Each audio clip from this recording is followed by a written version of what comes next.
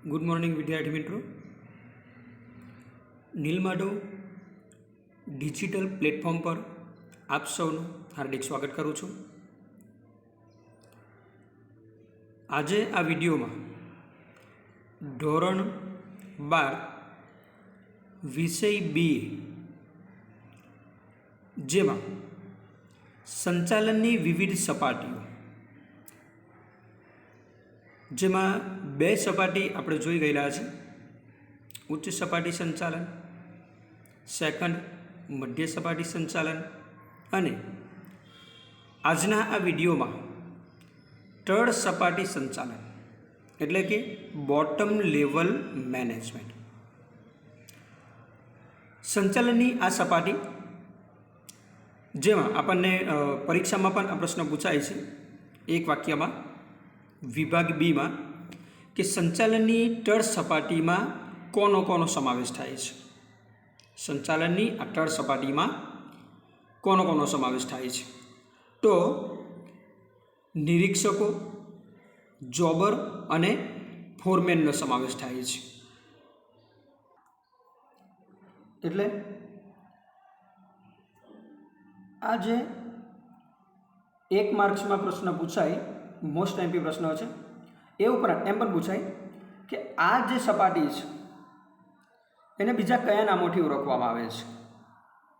Third સપાટીને નિમ્ન સપાટી પણ કહેવામાં આવે છે અને નિરીક્ષકોની સપાટી પણ કહેવામાં આવે છે. કારણ કે સંચાલનની જે ઉચ્ચ સપાટી છે એને લીધેલા તમામ નિર્ણયો અને નીતિનું અમલીકરણ એ થર્ડ સપાટીએ થાય છે અને એટલા માટે એને કાર્યકારી સપાટી તરીકે પણ ઓળખવામાં આવે છે. કદાચ આપણને પૂછાય કે કાર્યકારી સપાટી શા માટે કહેવામાં આવે છે? એટલા માટે કાર્યકારી સપાટી કહેવામાં આવે છે કે સંચાલનની ઉચ્ચ સપાટીએ લીધેલા નિર્ણયો અને નીતિનું અમલીકરણ જે સપાટીએ થાય છે એ સપાટી એટલે કાર્યકારી સપાટી. આ સપાટીએ કાર્ય કરતા નિરીક્ષકો એ સંચાલનના પ્રતિનિધિ છે અને આ સપાટીએ સંચાલનનું કાર્ય સૌથી ઓછું હોય અને વહીવટનું કાર્ય સૌથી વધારે થાય છે. આ પણ આપણને પૂછાય કે થર્ડ સપાટીમાં સંચાલન અને વહીવટનું કાર્ય કેટલા પ્રમાણમાં હોય છે? આ તફાવતમાં પણ આવે છે, એક વાક્યમાં પણ આપણને પૂછાય. તો થર્ડ સપાટીમાં સંચાલનનું કાર્ય સૌથી ઓછું હોય છે જ્યારે વહીવટનું કાર્ય સૌથી વધારે થાય છે. એ ઉપરાંત થર્ડ સપાટીના કેટલાક મહત્ત્વના જે કાર્યો છે એ કાર્યો આપણે વિગતે જોઈશું.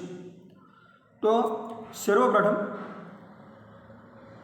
થર્ડ સપાટીએ કયા કાર્યો કરવાના હોય છે? પહેલું કાર્ય કે નિરીક્ષકોનો જે સમાવેશ થાય છે. નિરીક્ષકો એ કાર્ય શું કરે છે કે એના અંડરમાં જેટલા પણ કામદારો છે એ કામદારોના કાર્યનું નિરીક્ષણ કરવાનું કાર્ય કરે છે.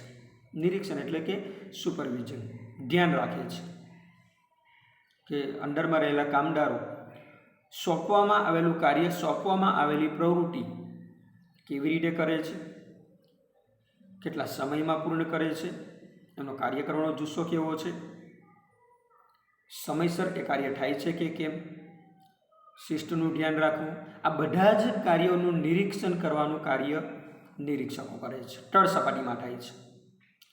સેકન્ડ કાર્ય છે કામદારોમાં શિસ્ત અને જુસ્સો વધે એવા પ્રયત્નો થર્ડ સપાટીમાં રહેલા જે નિરીક્ષકો છે એ લોકો કરે છે. કામદારોમાં શિસ્તનો આગ્રહ સૌથી વધુ છે. પ્લસ જે પ્રવૃત્તિ, જે કાર્ય સોંપવામાં આવેલું છે એ કાર્ય એટલા જુસ્સાથી થવું જોઈએ કે જેથી કરીને ઓછા સમયમાં, ઓછા ખર્ચે સોંપવામાં આવેલું કાર્ય થઈ શકે. એટલે જુસ્સો વધે એવા પ્રયત્નો કરવામાં આવે છે. ત્રીજું કાર્ય પોતાના વિભાગના રોજિંદા કાર્યનું આયોજન કરવું. પોતાના વિભાગમાં કયું કાર્ય કરવાનું છે, કેટલા દિવસમાં પૂર્ણ કરવાનું છે, દૈનિક કાર્યનું આયોજન કરવું. એક દિવસમાં એમને કેટલું કામ પૂર્ણ કરવાનું છે, આ દરેક કાર્યનું આયોજન એ થર્ડ સપાટીમાં થાય છે. ત્યાર પછી ચોથું કાર્ય, કર્મચારીઓને લગતા કાર્યો કરવા. કર્મચારીઓને લગતા કાર્યો કયા? તો સમયાંતરે કર્મચારીનું જો કાર્ય સારું હોય તો એમને પ્રમોશન આપવામાં આવે છે, બઢતી કરવામાં આવે. કદાચ કોઈ કારણોસર એમની બદલી કરવામાં આવે, અથવા તો જ્યાં જરૂર પડે ત્યાં એમને તાલીમ આપવામાં આવે છે. આ રીતે કર્મચારીઓને લગતા કાર્યો કયા? જો આપણને એવું પૂછાય તો આપણે કયા કાર્યો લખી શકાય? દાખલા તરીકે બદલી, બઢતી, તાલીમ વગેરે પ્રકારના કાર્યો એ કર્મચારીઓને લગતા કાર્યો છે. ત્યાર પછી પાંચમું કાર્ય છે કે પોતાના વિભાગના કાર્યો કરવા માટે વિભાગીય અધિકારીઓ પાસેથી સૂચનાઓ, હુકમો અને કાર્યક્રમો મેળવવાના હોય છે. પોતાના વિભાગમાં કયા કાર્યો કરવાના છે એના માટે જે મધ્ય સપાટી સંચાલન છે એમાં રહેલા વિભાગીય અધિકારીઓ તળ સપાટીમાં રહેલા જે નિરીક્ષકો છે એમને સૂચનાઓ આપે છે, અને એ સૂચનાઓ, એ હુકમો, એ કાર્યક્રમો એને મેળવવાના છે. અને એ જ મુજબ તળ સપાટીમાં રહેલા જે ફોરમેન છે, જે જોબર છે, જે નિરીક્ષકો છે એ લોકો એના અંડરમાં રહેલા કામદારો પાસેથી એ કામ કરાવે છે. છઠ્ઠું કાર્ય, યંત્રોની ગોઠવણી, યંત્ર વિન્યાસ, યંત્ર ક્યાં ગોઠવવું, યંત્રોનું સમારકામ અને એને જાળવણીને લગતા જેટલા પણ કાર્યો છે એ કાર્યો તળ સપાટીમાં રહેલા જે જોબર, ફોરમેન અને નિરીક્ષકો છે એમને આ કાર્યો કરવાના છે. કયા કાર્ય? યંત્રોની ગોઠવણી કરવી, યંત્રનું સમારકામ અને તેની જાળવણીને લગતા જે કાર્યો છે એ તળ સપાટીમાં થાય છે. ત્યાર પછીનું સાતમું કાર્ય છે કામદારોને કાર્ય કરવા માટે જે કંઈક સાધન સામગ્રી જોઈએ, કાચો માલ જોઈએ એ પૂરા પાડવાના છે. આઠમું કાર્ય, કર્મચારીઓના કોઈક પ્રશ્નો હોય તો એ પ્રશ્નોનો યોગ્ય ઉકેલ લાવવાનું કાર્ય તળ સપાટીમાં થાય છે. પરંતુ કોઈ કારણોસર જો તળ સપાટીમાં રહેલા જે નિરીક્ષકો છે જો એ પ્રશ્નોનું યોગ્ય નિરાકરણ આપી શકતા નથી, યોગ્ય ન્યાય આપી શકતા નથી, તો એ મધ્ય સપાટીમાં રહેલા જે વિભાગીય અધિકારીઓ છે એની પાસે કાર્ય જશે. એટલે કર્મચારીનો જે પ્રશ્નો છે એનો યોગ્ય ઉકેલ લાવવાનું કાર્ય થાય છે. નવમું કાર્ય છે ઉચ્ચ સપાટીએ લીધેલા નિર્ણયો અને નીતિઓનો અમલ કરવાનું કામ કરે છે. જેટલા પણ ડિસિઝન, જે મહત્ત્વના નીતિ વિષયક ડિસિઝન લીધા છે ઉચ્ચ સપાટી દ્વારા, એ નિર્ણયો અને નીતિઓનો અમલ કરવાનું કામ તળ સપાટીએ થાય છે. અને 10મું કાર્ય છે કે તળ સપાટીમાં, છેલ્લું કાર્ય, તળ સપાટીમાં થતી વિવિધ પ્રવૃત્તિઓના અહેવાલો, કામદારોના સૂચનો અને ફરિયાદો મધ્ય સપાટીએ મોકલી આપવા. જે કંઈક પ્રવૃત્તિઓ થાય છે એનો અહેવાલ તૈયાર કરવાનો છે. કામદારોના જે કંઈક સૂચનો છે અથવા તો એના તરફથી કોઈક ફરિયાદ છે તો એ બધું મેળવીને કઈ સપાટી આપવાનું? મધ્ય સપાટીએ મોકલી આપવાનું છે. મધ્ય સપાટી એનો અભ્યાસ કરશે, શક્ય બનશે ત્યાં એનું સોલ્યુશન આવશે, અને ત્યાર પછી એને ઉચ્ચ સપાટી સુધી મોકલવામાં આવે છે. એટલે તળ સપાટી સૌથી મહત્ત્વની સપાટી છે.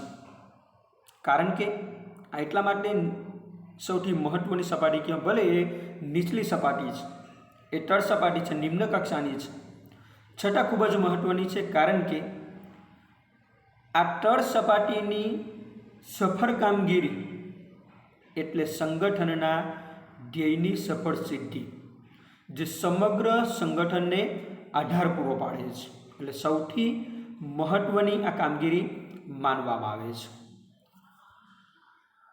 એટલે તળ સપાટી એના આ જે કાર્યો અહીં પૂર્ણ થાય છે. હવે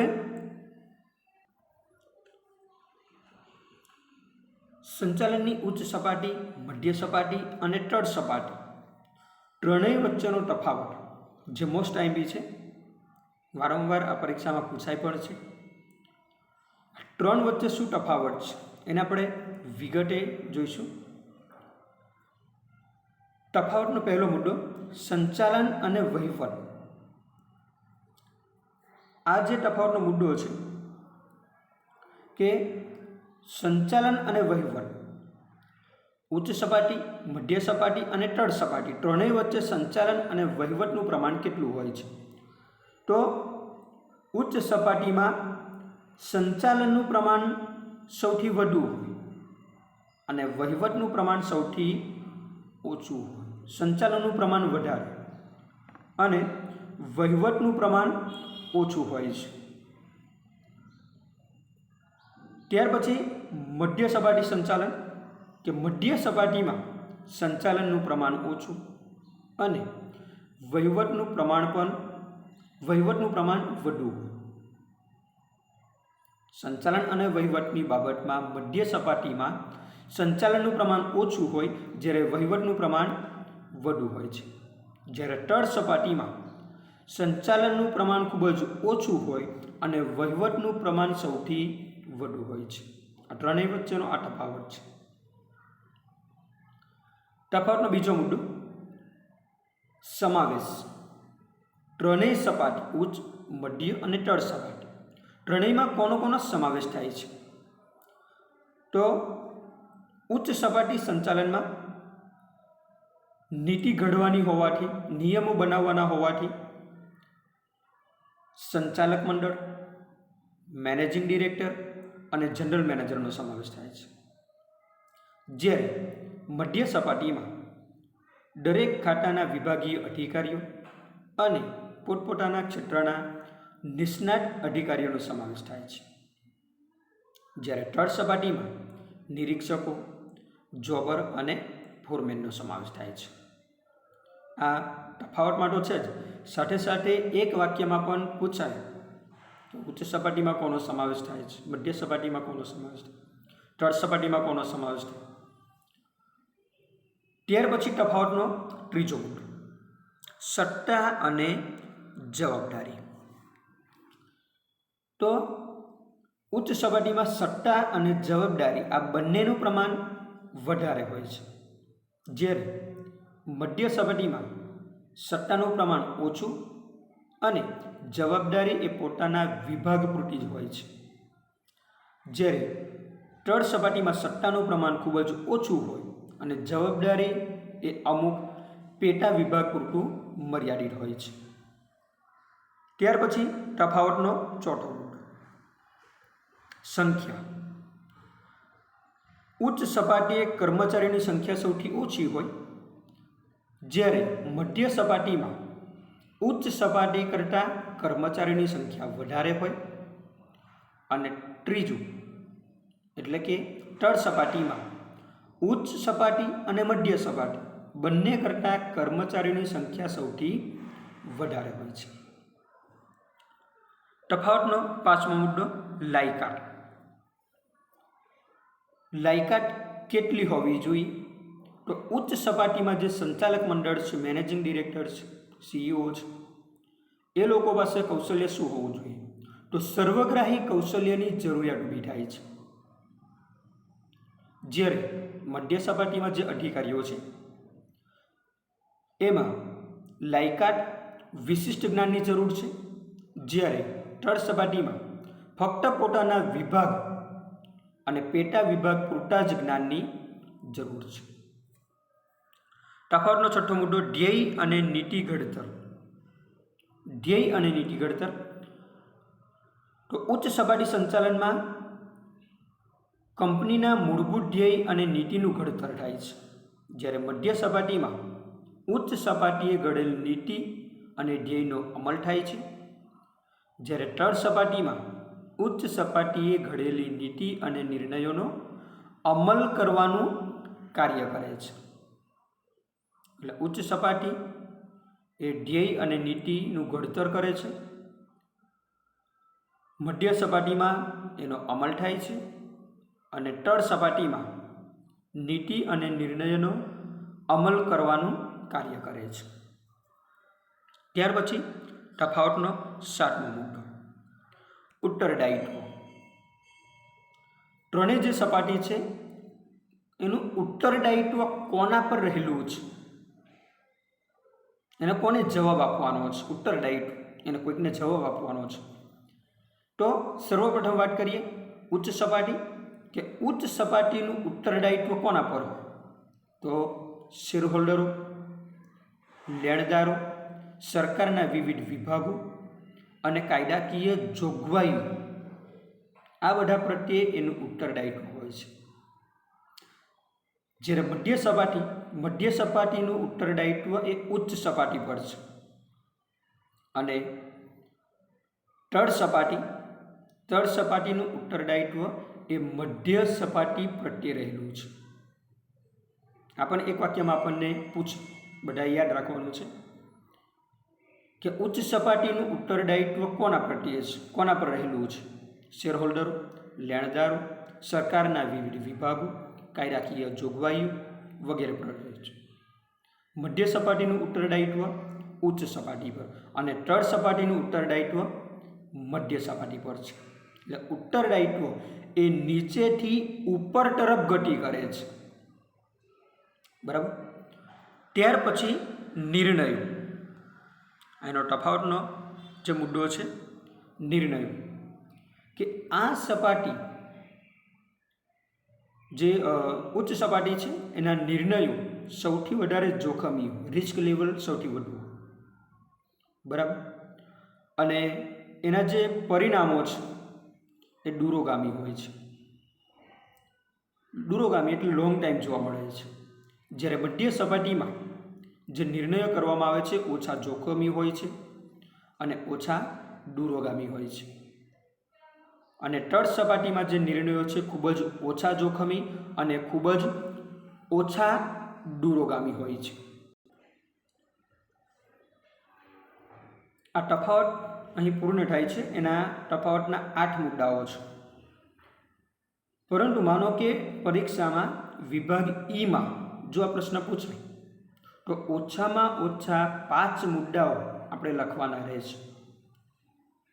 તમે 5 કરતાં વધુ કદાચ લખી શકો જો સમય હોય તો, પરંતુ ઓછામાં ઓછા 5 મુદ્દાઓ તમારે લખવાના રહેશે. Okay, thank you so much.